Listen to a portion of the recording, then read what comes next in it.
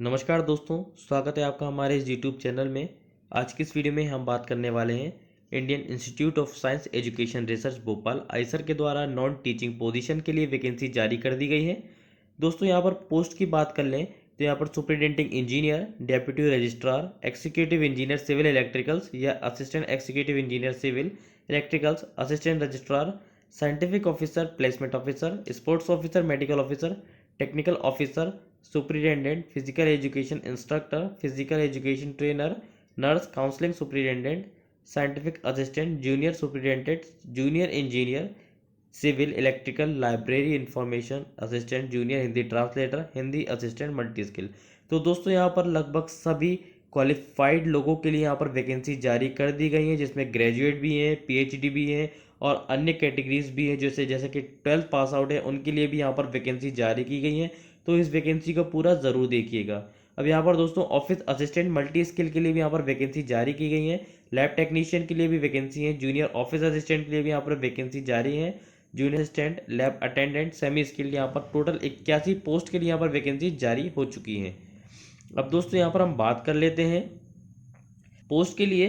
तो यहाँ पर सुपरिटेंडेंट इंजीनियर के लिए यहाँ पर जो है वो शॉर्ट टर्म कॉन्ट्रैक्ट बेस पे यहाँ पर वैकेंसी है, जो कि डायरेक्ट रिक्रूटमेंट बेसिस पे है। अब यहाँ पर दोस्तों हम बात कर लें पोस्ट की, तो यहाँ पर एक पोस्ट जारी की गई है। यहाँ पर जो क्वालिफाई मांगा गया है वो फर्स्ट क्लास आपके पास डिग्री होना चाहिए सिविल इलेक्ट्रिकल इंजीनियरिंग से। अब यहाँ पर दोस्तों जो डिजायरेबल है वो आपको मास्टर डिग्री होना चाहिए कंस्ट्रक्शन मैनेजमेंट में, स्ट्रक्चरल इंजीनियरिंग या तो सिविल इंजीनियरिंग में, और उसके साथ साथ कंप्यूटर का नॉलेज होना चाहिए और उसके साथ साथ सीएडी यहाँ पर होना चाहिए।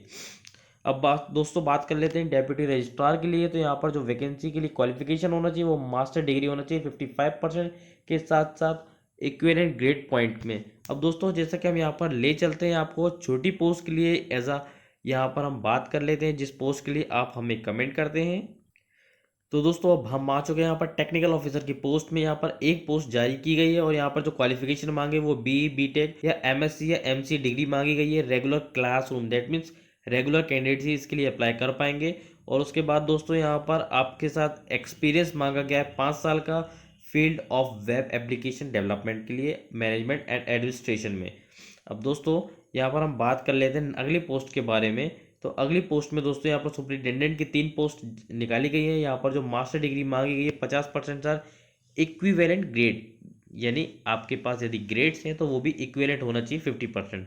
और उसके साथ साथ जो डिज़ायरेबल क्वालिफिकेशन है वो MBA in HR finance material computer applications, PG diploma in HR finance material computer applications. अब दोस्तों यहाँ पर हम बात कर लेते हैं फिजिकल एजुकेशन इंस्ट्रक्टर या फिजिकल एजुकेशन ट्रेनर। तो दोस्तों मैं ये बता देना चाहता हूँ कि मांगा गया है। और यहाँ पर दोस्तों एक पोस्ट जारी की गई जिसमें एजुकेशन क्वालिफिकेशन जो मांगा गया है वो है मास्टर डिग्री फिजिकल एजुकेशन में और स्पोर्ट्स में, उसके साथ साथ फिजिकल एजुकेशन में भी। अब यहाँ पर बात कर ले साथ ही साथ पास वो एग्जाम पास होना चाहिए फिजिकल फिटनेस टेस्ट में according to the relevant regulation of UGC.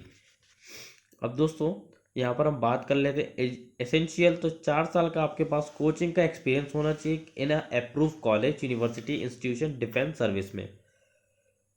अब दोस्तों यहाँ पर दोस्तों नर्स के लिए यहाँ पर एक पोस्ट जारी कर दी गई जिसमें मास्टर डिग्री मांगी गई 50% साथ नर्सिंग में किसी भी यूनिवर्सिटी से, और उसके साथ साथ नर्स या मिडवाइफ इंडियन नर्सिंग काउंसिल में रजिस्ट्रेशन होना कंपलसरी है। अब यहाँ पर डिजायरेबल जो वर्क मांगा गया है वो working knowledge in operation of new medical equipments. Candidates को नए मेडिकल के इक्विपमेंट जैसे X-ray machine, ECG, sonography etcetera machine को चलाना आना चाहिए, साथ साथ उनका अनुभव होना चाहिए। अब दोस्तों यहाँ पर हम लेते हैं यहाँ पर एक और नई पोस्ट के बारे में। तो दोस्तों ऑफिस असिस्टेंट की यहाँ पर मल्टी स्किल की पोस्ट है जिसमें 7 पोस्ट यहाँ पर जारी हो चुकी हैं, जिनमें जो डिग्री मांगी गई है आपको मिनिमम 55% आपके मार्क्स होने चाहिए एग्रीगेट, साथ साथ टाइपिंग की भी सफिशिएंट स्पीड होना चाहिए, और उसके साथ साथ ऑफिस एप्लीकेशन जैसे वर्ड, एक्सेल और पावर पॉइंट आपको यूज़ करना आना चाहिए। अब डिज़ायरेबल मांगा गया यदि मास्टर डिग्री है आपके लिए तो आप बहुत ही अच्छा होगा, आपको थोड़ी प्रेफरेंस दी जाएगा। और उसके साथ साथ यदि शॉर्ट हैंड है आपके पास हिंदी या इंग्लिश में तो आपको प्रेफरेंस दी जाएगी। अब दोस्तों उसके साथ साथ 2 साल का एक्सपीरियंस मांगा गया किसी भी गवर्नमेंट, सेमी गवर्नमेंट या पीएसयू सेक्टर में। अब यहाँ पर दोस्तों लैब टेक्नीशियन या टेक्नीशियन की वैकेंसी जारी है जिसमें क्वालिफिकेशन जो मांगा गया है वो bachelor degree science technology engineering in relevant field 55% marks. अब यहाँ पर दोस्तों 9 पोस्ट जा रही है लैब टेक्नीशियन और टेक्नीशियन के लिए। इसके साथ साथ भी दोस्तों 2 साल का रिलेवेंट एक्सपीरियंस मांगा गया है लेबोरेटरी एकेडमिक रिसर्च में। और दोस्तों अब बात कर लेते हैं junior office assistant multi skill के लिए। तो दोस्तों यहाँ पर 30 साल तक की उम्र के कैंडिडेट आवेदन कर सकते हैं 2 जनरल की पोस्ट के लिए। अब यहाँ पर जो क्वालिफिकेशन मांगे गए हैं वो है बैचलर डिग्री 50% मार्क्स के साथ होना चाहिए, और उसके साथ साथ कंप्यूटर प्रोफिशिएंसी होना चाहिए। ऑफिस एप्लीकेशन जैसे वर्ड, एक्सेल, पावर पॉइंट आदि ये आपको अच्छे से चलाना आना चाहिए। अब इसमें भी दोस्तों 2 साल का ऑफिस एनवायरनमेंट आपके पास होना चाहिए एक्सपीरियंस में, और उसके साथ साथ कंप्यूटर का नॉलेज आपको होना चाहिए, साथ ही आपकी वर्क टाइपिंग स्पीड भी सफिशिएंट होना चाहिए। अब दोस्तों जूनियर असिस्टेंट मांगा गया है यहाँ पर मल्टी स्किल के लिए। यहाँ पर डिग्री मांगी गई 50% मार्क्स के साथ किसी भी डिसिप्लिन में, और उसके साथ साथ डिज़ायरेबल नॉलेज आपके पास होना चाहिए हिंदी इंग्लिश टाइपिंग का। शॉर्टेड आपको यदि है आपके पास इंग्लिश हिंदी की तो वो भी चलेगा, आपको प्रेफरेंस दी जाएगी। उसके साथ साथ एक्सपीरियंस होना चाहिए सेक्रेटरियल प्रैक्टिस की, और उसके साथ साथ office knowledge of translation from English to Hindi vice versa, मतलब आपको इंग्लिश को हिंदी में ट्रांसलेट करना आना चाहिए। और उसके साथ साथ यार आपको अनुभव होना चाहिए 1 साल का एक्सपीरियंस ऑफिस प्रैक्टिस में। अब दोस्तों एक लैब असिस्टेंट की वैकेंसी है मल्टी स्किल। तो यहाँ पर दोस्तों बीएससी मांगा गया है, PC physics chemistry earth and environmental science इनमें से किसी में भी होना चाहिए 50% मार्क्स के साथ।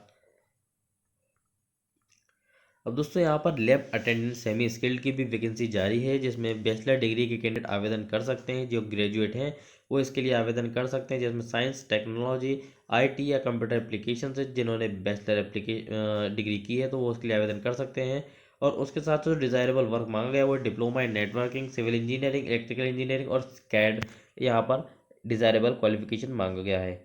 और दोस्तों आप इन सभी जो पोस्ट हैं उनके लिए आप अप्लाई कर सकते हैं यदि आप उनके पास उतनी क्वालिफिकेशंस रखते हैं तो। अब यहाँ पर दोस्तों हम बात कर लेते हैं अन्य टर्म्स एंड कंडीशंस की। दोस्तों यदि आप बिलोंग करते हैं SC/ST कैटेगरी से तो आपको 5 साल का यहाँ पर एज रिलैक्सेशन आपको प्राप्त होगा। यदि OBC नॉन क्रीमी लेयर से आप बिलोंग करते हैं तो आपको 3 साल का यहाँ पर एज रिलैक्सेशन प्राप्त होगा। PWD के लिए 10 साल का यहाँ पर एज रिलैक्सेशन प्राप्त होगा।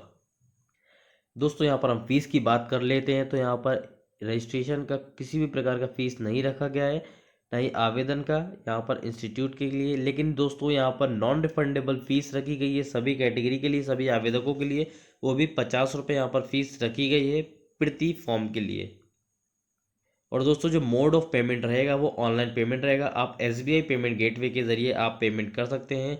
और दोस्तों एजुकेशनल क्वालिफिकेशन आपको पर्टिकुलर अलग अलग पोस्ट के अनुसार ही दी गया है। यहाँ पर दोस्तों यदि आप क्वालिफाई कर चुके हैं एग्ज़ाम को और उसके बाद आपका रिजल्ट आ चुका है तो आप अप्लाई कर सकते हैं। दोस्तों आपको आवेदन ऑनलाइन आवेदन करना है, जिसकी लिंक आपको इस वीडियो के डिस्क्रिप्शन बॉक्स में मिल जाएगी। और दोस्तों आपको 30 अक्टूबर से पहले पहले इस फॉर्म को भरना है। 30 अक्टूबर शाम को 5 बजे इसकी अंतिम समय है आवेदन करने का, तो आप इस समय से पहले आवेदन कर दें। और दोस्तों इस वीडियो में इतना ही। यदि किसी प्रकार की कोई जानकारी चाहिए तो आप इन नंबर्स पे कॉल कर सकते हैं, या तो आप हमें भी कमेंट कर सकते हैं। आपके कमेंट का रिप्लाई हम ज़रूर करेंगे। तो दोस्तों इस वीडियो में इतना ही। जय हिंद, वंदे मातरम।